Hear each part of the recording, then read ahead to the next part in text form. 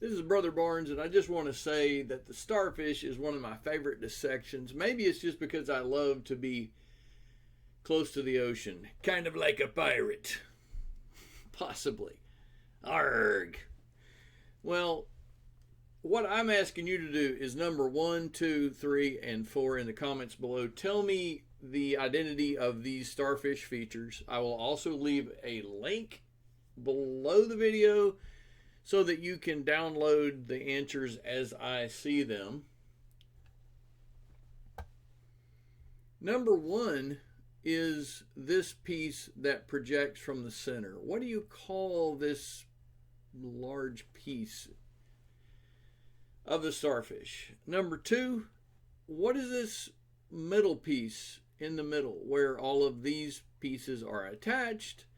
And then notice number 3, there is a small bony plate on that middle piece. What is that feature 3 called? And then also, if you look very closely on the tip, there is a special unique feature there. So tell me what you think in the comments below. Also tell me what's your favorite color and why. Tell me something about you.